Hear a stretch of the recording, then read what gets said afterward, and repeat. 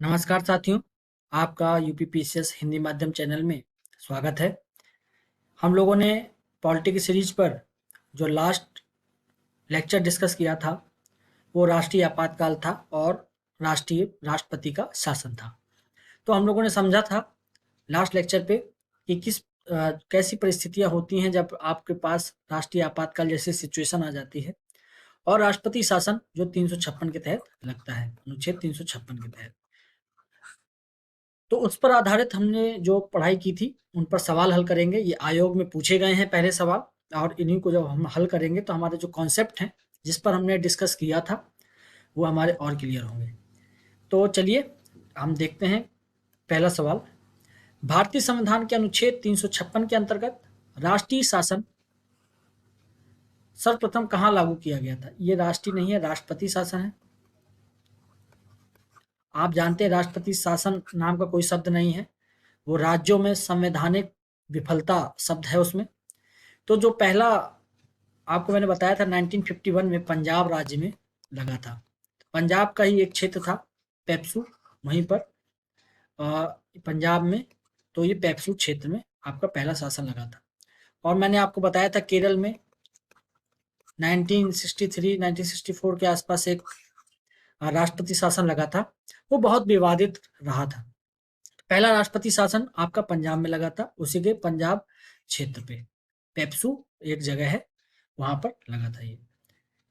आगे बढ़ते हैं। राष्ट्रपति शासन अधिकतम लगाया जा सकता है। हम लोगों ने लेक्चर में डिस्कस किया था राष्ट्रपति शासन मैक्सिमम जो है वो 6 माह एक बार में लगेगा और मैक्सिमम 3 वर्ष तक लगाया जा सकता है। हालांकि ऐसा कई बार अपवाद किया गया है पंजाब राज्य के संबंध में, वहां 5 वर्ष तक ऐसा किया गया था और ये किया गया था जो 68वां संविधान संशोधन था उसके तहत। ये हम लोगों ने लास्ट जो लेक्चर था उस पर डिस्कस किया था। तो यहाँ जो आंसर हो जाएगा वो 3 वर्ष हो जाएगा, क्योंकि अधिकतम कितना लगाया जा सकता है? 3 वर्ष, एक बार में 6 माह। ठीक है। और साथ में डिस्कस कर लीजिए कि राष्ट्रपति शासन के लिए अनुमोदन की आवश्यकता कितने दिन की हो सकती है। तो 2 माह के अंदर अंदर आपको संसद का अनुमोदन मिलना चाहिए साधारण बहुमत द्वारा, दोनों सदनों का अलग अलग, लोकसभा और राज्यसभा। तो हम लोगों ने इस पर डिस्कस किया था। नेक्स्ट सवाल पर चलते हैं। इसमें बोला गया है कि भारत का राष्ट्रपति संविधान के अनुच्छेद 356 के अधीन उपबंधित अपनी शक्तियों का किसी विशेष राज्य के संबंध में प्रयोग करता है तो? कंडीशन देखिए, इसमें बड़ा प्यारा सवाल है। अनुच्छेद 356 मतलब ये राष्ट्रपति शासन की बात कर रहा है, राष्ट्रपति शासन की बात कर रहा है। अब देखिए पढ़ते हैं। उस राज्य का विधानसभा स्वतः भंग हो जाता है? ऐसा तो कहीं नहीं है। राज्य सरकार भंग होती है, राज्य विधानसभा नहीं।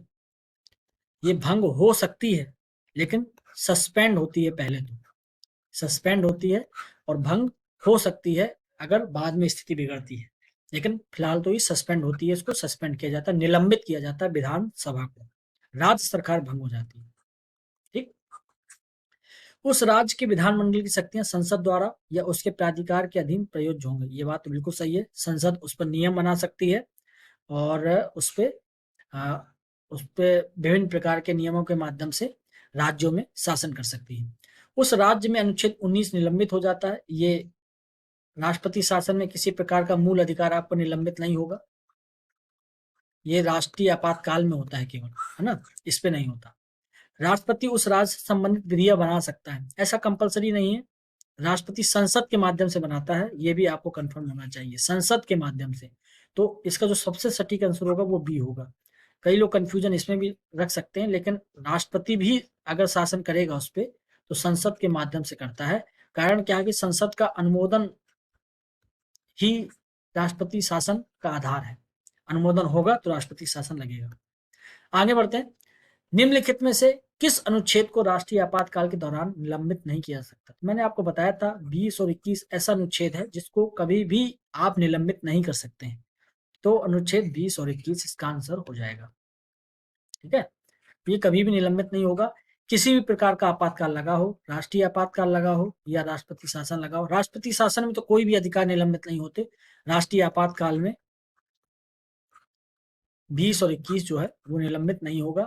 19 जो है निलंबित हो जाएगा, लेकिन वो केवल 2 कंडीशन है, क्योंकि आपातकाल जो राष्ट्रीय आपातकाल लगता है वो 3 कंडीशन पे लगता है। पहला, अगर आपका युद्ध हो जाए किसी देश के साथ, या आक्रमण हो जाए किसी बाहरी शक्ति का, या तीसरी जो बात है वो शस्त्र के साथ विद्रोह हो जाए, ठीक है ना, शस्त्र विद्रोह अगर हो जाता है तो अगर ये दोनों कंडीशन है तब तो 19 निलंबित होगा, लेकिन शस्त्र विद्रोह अगर है तो निलंबित नहीं किया जाएगा 19। तो 20 और 21 इसका सटीक आंसर है। चलिए नेक्स्ट क्वेश्चन देखते हैं। प्रायः किसकी सलाह पर राज्य में राष्ट्रपति शासन लागू किया जाता है?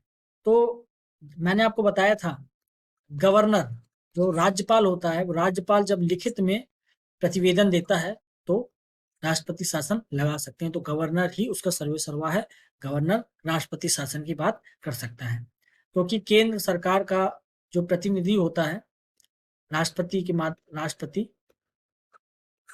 वो गवर्नर को नियुक्त करते हैं प्रत्येक राज्य में, ताकि राज्य जो है कानून के अनुसार चले और आपके जो संविधान के अनुसार उसके नियम कानून सब लागू हों। चलिए आगे बढ़ते हैं। राष्ट्रीय आपातकाल में लोकसभा की अवधि, आप देखिए पढ़िए, राष्ट्रीय आपातकाल में लोकसभा की अवधि, ठीक है ना, यहाँ अगर राज्यसभा लिख जाए ना तो कंफ्यूज नहीं होइएगा। यहाँ अगर राज्यसभा लिख जाए तो वाक्य जो है उस पर कंफ्यूज होने की जरूरत नहीं है। राज्यसभा कभी विकसित नहीं होती, तो इस पर तो कोई सवाल आता ही नहीं। अगर ऐसा राज्यसभा लिख कर आ जाए तो आप तत्काल समझिएगा इनमें से कोई नहीं टाइप का कोई ऑप्शन होगा। यहाँ देखते हैं, राष्ट्रपति आपातकाल में लोकसभा की अवधि नहीं बढ़ाई जा सकती, ऐसा तो नहीं है, बढ़ाई जा सकती है, बिल्कुल बढ़ाई जा सकती है, बढ़ाई गई है एक बार 1976 के आपातकाल में। जब तक आपात है तब तक के लिए बढ़ाई जा सकती है, ये बात सही हो सकती है, चलिए छोड़ देते हैं। केवल 1 वर्ष के लिए बढ़ाई जा सकती है, केवल 1 वर्ष के लिए बढ़ाई जा सकती है, चलिए एक बात ये भी है, क्योंकि एक बार में 1 वर्ष के लिए बढ़ाई जा सकती है। आपातकाल की अवधि तक बढ़ाई जा सकती है, लेकिन एक समय में केवल 1 वर्ष के लिए बढ़ाई जा सकती है। देखिए ये वाक्य भी सही लग रहा है, ये भी सही लग रहा है, और ये सबसे सटीक आंसर है, क्योंकि ये मिलाकर लिखा हुआ है। क्योंकि लोकसभा की अवधि एक बार में 1 साल बढ़ाई जाएगी, 1 वर्ष बढ़ाई जा सकती है, और जब तक आपातकाल रहेगा तब तक वो बढ़ाई जा सकती है। इसके लिए कोई अलग से रुकावट नहीं है, आपातकाल तक आप इसको बढ़ा सकते हैं। इसमें किसी प्रकार की समय सीमा नहीं दी गई है, बस एक बार में 1 वर्ष बढ़ाई जा सकती है। तो मैंने आपको ये पिछले लेक्चर में बिल्कुल स्पष्ट रूप से पढ़ाया था राष्ट्रीय आपातकाल में। चलिए आगे बढ़ते हैं। मौलिक अधिकारों से जुड़े जो अनुच्छेद है, ये पहचानना, अनुच्छेद 359 के अंतर्गत आपात स्थिति लागू करने के दौरान निलंबित नहीं हो सकता। कुल मिलाकर अलग अलग बात है, मतलब 359 के तहत कौन से अधिकार निलंबित नहीं किए जा सकते आपातकाल में, तो अनुच्छेद 20 और 21 से, ये याद रखिएगा, ये बराबर पूछा जाता जाने वाला सबसे ज्यादा प्रश्न इस यही पूछा जाता है, कौन से जो आपके अनुच्छेद है वो निलंबित नहीं होते हैं। कभी कथन में लिखकर आ जाएगा कि राष्ट्रीय आपातकाल में मूल अधिकारों को निलंबित नहीं किया जा सकता, तो ये कथन गलत हो जाएगा। केवल 20 और 21 मूल अधिकार ऐसे जिनको निलंबित नहीं किया जा सकता, इसके अतिरिक्त आप और जितने भी मूल अधिकार है उनको निलंबित कर सकते हैं। आगे बढ़ते हैं, ये हमारा 8वां क्वेश्चन है। संघ एवं राज्यों के बीच करों के विभाजन संबंधित प्रावधानों को, तो करों के विभाजन संबंधी प्रावधानों को वित्तीय आपात के समय निलंबित किया जा सकता है, राष्ट्रीय आपात के समय निलंबित किया जा सकता है। ये देखिए, राष्ट्रीय आपात के समय निलंबित किया जा सकता है, वित्तीय आपात के समय निलंबित नहीं किया जा सकता, नियंत्रण किया जा सकता है, ये याद रखिएगा, ठीक है ना, निलंबित नहीं होते हैं, अधिकार निलंबित नहीं किए जा सकते, राष्ट्रीय आपातकाल के समय निलंबित किए जा सकते हैं, किसी परिस्थिति में निलंबित नहीं होगा, ये तो बाकी गलत है। मात्र राज्यों के विधानसभा के बहुमत, ऐसा कोई भी बात हमने नहीं पढ़ी थी। तो बस आपको इन्हीं दोनों में फंसा रहा है क्वेश्चन। बस आपको ये याद रखना, वित्तीय आपात में नियंत्रण किया जा सकता है। आपको मैंने अलग से बताया था स्लाइड में कि सुप्रीम कोर्ट के जज, हाई कोर्ट के जज, या संचित निधि पर जितने भारित व्यय हैं, वेतन भत्ते जो हैं, उन पर एक नियंत्रण स्थापित किया जा सकता है अगर वित्तीय आपात लगता है तो इस प्रकार से राष्ट्रीय आपात के समय निलंबित किया जा सकता है। इसका सटीक आंसर बी होगा। आगे बढ़ते हैं, 9वां क्वेश्चन है हमारा। संसद द्वारा संकट काल की घोषणा, मतलब आपातकाल की घोषणा का अनुमोदन कितनी अवधि के अंतराल में होना आवश्यक है? आपातकाल 1 माह के अंतर्गत हो जाना चाहिए, ठीक है ना। पहले ये 2 माह था, 44वें संविधान संशोधन द्वारा इसको 1 माह किया गया, ताकि किसी भी प्रकार से इसका दुरुपयोग ना हो। तो इसको 1 माह किया गया, जो 1976 में दुरुपयोग हुआ था, अब ऐसा ना हो। और मैंने आपको बताया था ना कि मंत्रिपरिषद की लिखित परमिशन चाहिए, लिखित सलाह चाहिए, मंत्रिपरिषद की लिखित सलाह जैसे शब्द डाले गए थे। और 1 माह अनुमोदन के लिए कहा गया था, और एक बार में आपातकाल के समय 1 वर्ष तक लोकसभा का कार्यकाल बढ़ाया जा सकता है। और ये कितने बार भी बढ़ाया जा सकता है, ऊपर कोई भी कैप नहीं है इसमें, ठीक है ना, कैप नहीं है इसमें। आगे बढ़ते हैं। आपातकाल की घोषणा को स्वीकृत हेतु संसद के समक्ष रखा जाना आवश्यक है। तो संसद की घोषणा, आपातकाल की घोषणा करनी है तो संसद के समक्ष कितने दिनों में रखा जाना चाहिए? 1 माह के अंतर्गत रखा जाना चाहिए, क्योंकि 1 माह के अंतर्गत ही उसको अनुमोदन की आवश्यकता होती है। अगर 1 माह के अंदर अनुमोदन नहीं मिलेगा तो स्वतः आपातकाल समाप्त मान लिया जाएगा, ये याद रखिएगा। अगर मान लीजिए लोकसभा विघटित हो गई है तो लोकसभा की बैठक से 1 माह के अंतर्गत हो जाना चाहिए। चलिए आगे बढ़ते हैं। किस संविधान अनुच्छेद के अंतर्गत भारत के राष्ट्रपति मूल अधिकारों के कार्यान्वयन को स्थगित कर सकते हैं? तो मैंने आपको बताया था, ये हमारा जो है 11वां क्वेश्चन है। अभी हम लोगों ने अभी थोड़ी देर पहले एक क्वेश्चन पढ़ा था, मैं आपको दिखा दूं जरा। आपको मैं ये बताना चाहता हूं कि किस प्रकार से सवाल जो है बस थोड़ा सा चेंज होते हैं। ये देखिए, मौलिक अधिकारों से जुड़े निम्नलिखित अनुच्छेदों के युग्म में से कौन भारतीय संविधान के अनुच्छेद 359 के अंतर्गत आपात स्थिति लागू करने के दौरान निलंबित नहीं हो सकता? यानी 359 का उपयोग किया जाता है अनुच्छेद में, है ना।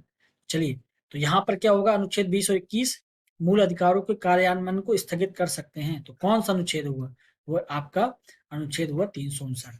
तो इसके तहत राष्ट्रपति घोषणा कर देते हैं कि आप मूल अधिकारों के लिए आप न्यायालय जाने की शक्ति को वो कम कर देते हैं। अब न्यायालय नहीं जा सकते हैं तो आपके वैसे भी कार्यान्वयन के जो अधिकार हैं वो कम हो जाएंगे, क्योंकि न्यायालय जो है आर्टिकल 332 और जो सुप्रीम कोर्ट है वो आर्टिकल 226 के तहत आपकी जो रिट याचिकाएं हैं उनको फॉलो करता है, आपके मूल अधिकारों की सुरक्षा करने का काम करता है। तो उन 359 के तहत राष्ट्रपति ये जो अधिकार है हमारा न्यायालय में जाने का, इसको वो रोक देते हैं।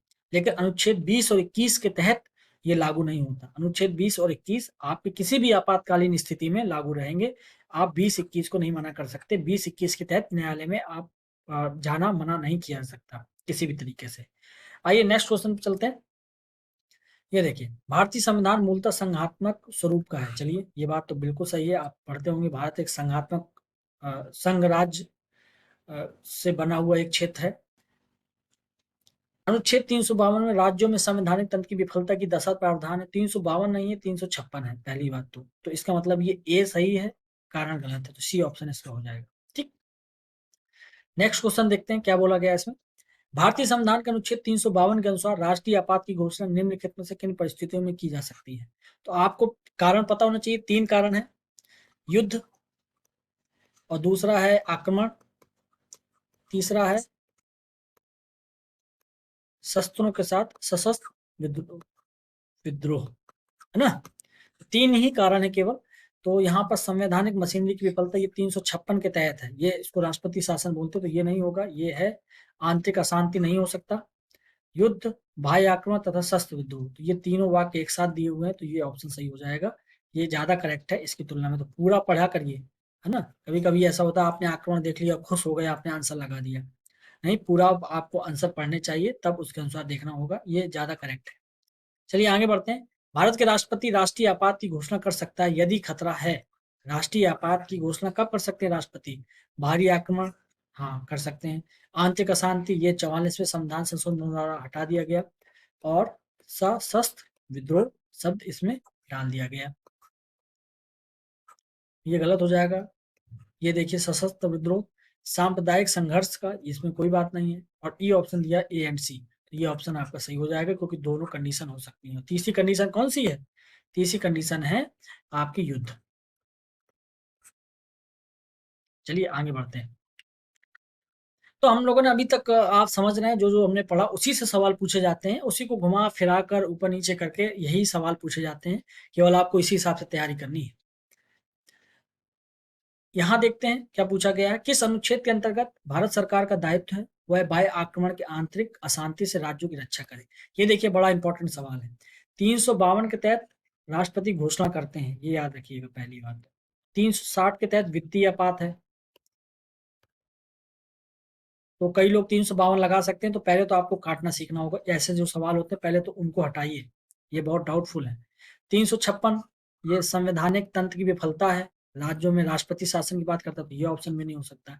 या तो 352 हो सकता है या तो 355 हो सकता है। 352 के तहत राष्ट्रपति घोषणा करते हैं, लेकिन उसकी प्रक्रिया और उसका जो दायित्व है वो 355 में दिया गया, तो इसका आंसर जो है वो 355 है। 355 में स्पष्ट रूप से लिखा हुआ है कि भारत सरकार का ये दायित्व है कि वह राज्यों के में अगर किसी प्रकार का बाह्य आक्रमण हो रहा है, युद्ध हो रहा है, तो उसमें वो हस्तक्षेप करे और उसकी सुरक्षा करे 355 के तहत। और साथ में ये भी लिखा हुआ है कि संविधान के अनुसार ही राज्य काम करे, ये भी उसका दायित्व है 355 के तहत। ठीक है, तो आप समझ गए 355 है ये। ये थोड़ा सा ट्रिकी सवाल है और तुरंत जिन्होंने ज्यादा डीप में थोड़ा सा नहीं पढ़ा है या उनको ओवरव्यू नहीं पता, तो 352 लगाकर वो खुश हो सकते हैं, जबकि गलत आंसर हो जाएगा। अब आप इसको करेक्ट करिएगा बिल्कुल 355। चलिए आगे बढ़ते हैं।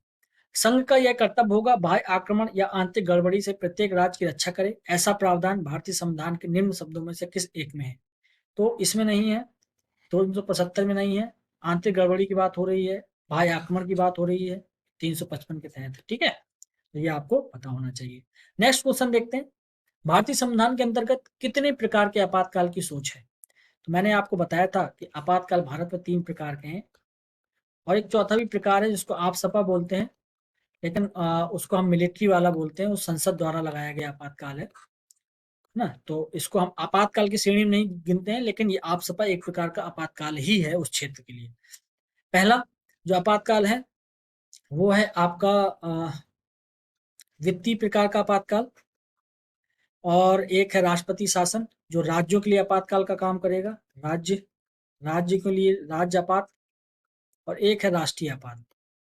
तो 3 प्रकार के आपातकालों की बात है। राष्ट्रीय आपात, तो इसका आंसर जो हो जाएगा वो 3 आंसर हो जाएगा, इसका बी आंसर।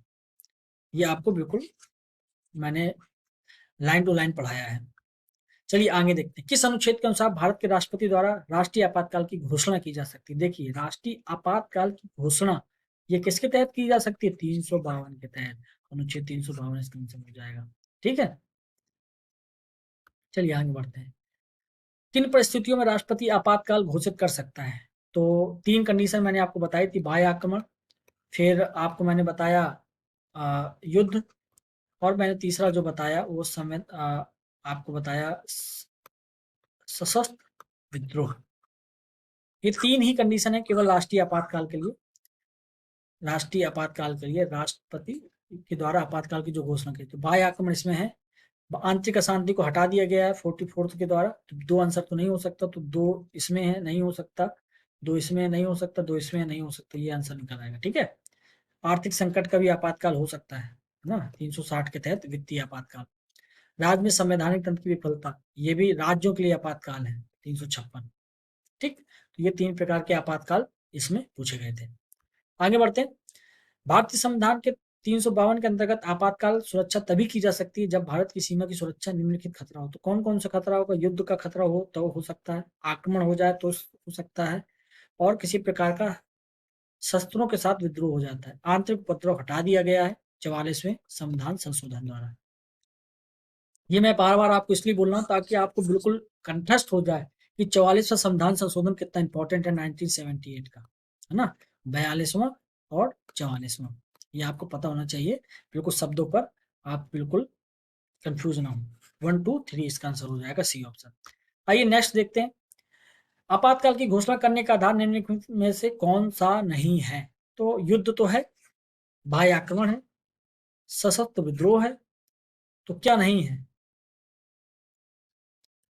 आपका आंतरिक शांति को खतरा, ये नहीं है, इसको डिलीट कर दिया गया, पहले था मूल संविधान में। बस यहाँ ध्यान रखिएगा, यहाँ पर अगर लिख दे मूल संविधान में तो फिर ये सही हो जाएगा, फिर ये गलत हो जाएगा, लेकिन यहाँ पर कुछ नहीं दिया है तो ये गलत माना जाएगा। तो अब जो है इसको हटा दिया गया है 44वें संशोधन द्वारा। आगे बढ़ते हैं, राष्ट्रपति राष्ट्रीय आपात की घोषणा कर सकता है हथियारबंद विद्रोह के आधार पर, इसी को कहते हैं सशस्त्र विद्रोह, बाह्य आक्रमण, युद्ध के आधार पर, ऊपर वाले सभी कारण के आधार पर। तो ये इसका सटीक आंसर हो जाएगा, है ना। तीनों कारण हैं जिनके आधार पर आपातकाल घोषित किया जा सकता है। तो हमने ये ओवरऑल क्वेश्चन देख लिए, इतने ही सवाल ये आयोग में पूछे गए थे, इन्हीं से घुमा फिरा कर सवाल आपसे पूछे जाएंगे, तो आपको कंफ्यूज नहीं होना है बिल्कुल भी। और इतना ही सरल पेपर आता है, इतने ही सरल सवाल पूछे जाते हैं, बस इन्हीं में से कथन कारण बना देगा कभी, और कभी मैचिंग के लिए, मैच कराने के लिए आपको सवाल दे देगा। तो हमको उस पर बड़ा ध्यान रखना है। तो हम लोगों ने देखे कितने प्रकार के सवाल, आपातकाल की घोषणा के प्रकार, आपातकाल कितने आधारों पर लगाया जा सकता है, राष्ट्रीय आपात क्या होता है, वित्तीय आपात क्या होता है, हमने इन सब चीजों को समझा। तो फिर हम लोगों के लिए आज इतना ही है, इतने ही क्वेश्चन थे। अब फिर नेक्स्ट लेक्चर पे कोई नया टॉपिक डिस्कस करेंगे हम लोग। तो फिर मुलाकात होगी आपसे। नमस्कार।